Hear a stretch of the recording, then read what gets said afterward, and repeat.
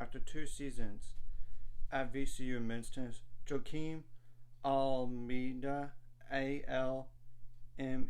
I apologize if I butchered that last name.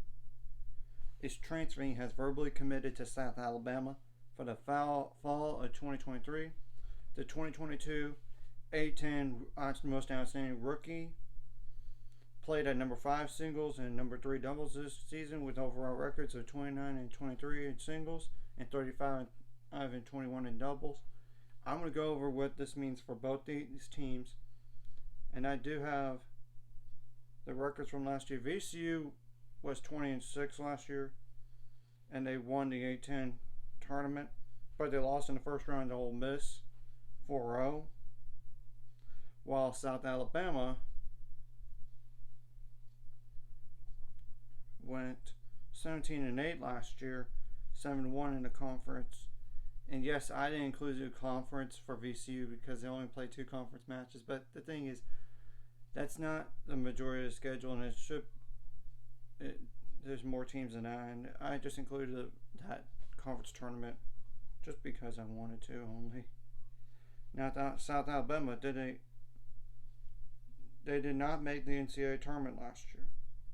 Yeah, they were right there for the taking. Like, against number 2 seed Old Dominion, they lost 4-2. So, and it was in a championship match. Yeah, that was the only way they were going to get in last year, and they were like the number 1 team in that conference at that, and they still couldn't get in because of the loss. Really, against Old Dominion, dropped them so much. It hurt them.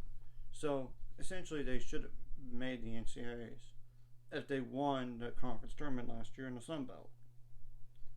Now, on the VCU side of things, on the recruiting, supposedly they don't have anybody coming in according to tennisrecruiting.net, but I might be wrong, and that website can be wrong at times. And I'm going to go over what this means on the roster side of things. Too, for VCU, now they for sure lose 3 players. I mean, 2 seniors and now this.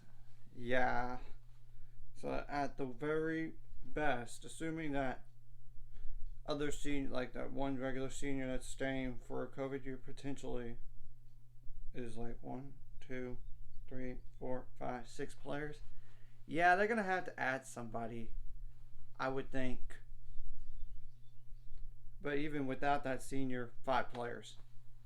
Yeah, they're gonna have to add somebody regardless. So in terms of the lineup, which I do have the stats pulled up from last year for VCU.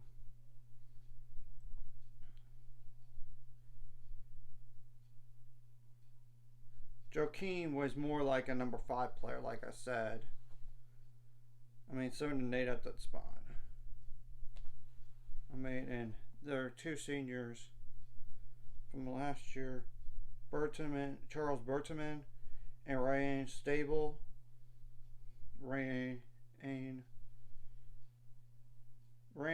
Like, really, they lost their number 4 singles player from last year. He was a grad senior. They also lost a number 3, so 3 through 5 are going to have to be replaced. Yeah, not exactly ideal. You're losing a lot. I mean, you lost that.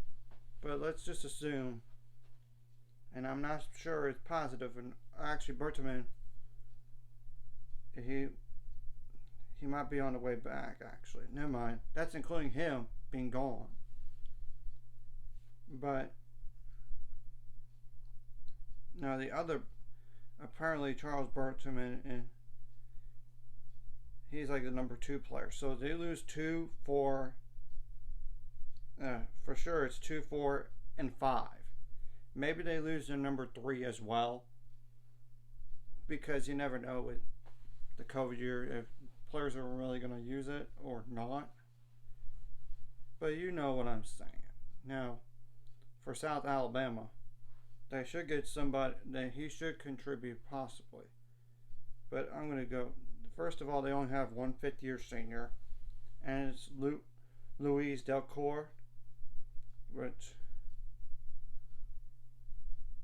he was a number 3 singles player last year, so he's definitely gone. Now the question remains, and I know supposedly on tennis recruiting.net, South Alabama does not have any incoming freshmen, so now they do have like 3 other regular seniors, like Martin Bujaj, Bujaj. I apologize if I pronounced that last name incorrectly. Jack Clements and Sebastian Collard, which I'm going to go over the see on those guys as well. So from the that's a number 5 from Warden for him. Now Jack Clements, number 4 for him, and Sebastian Collard was a number 1. So yeah, that's assuming those guys come back. But even with them gone, it would hurt their team immensely. So with assuming those guys are back, which I'm not sure that's the case necessarily. That's okay. Add this one guy here. 1, 2, 3, 4, 5, 6, 7, 8 players. They might add somebody else, but if they lose those other 3 seniors, or at least 1 or 2, they're going to have to add some more regardless. So that's just an FYI on this. And I know it's not like a Power 5 note, but it's definitely notable. I would consider this notable because VCU last year was an NCAA tournament team, and South Alabama was only like a conference championship win away from making the NCAA tournament. So this definitely fills a void for South Alabama, I would say.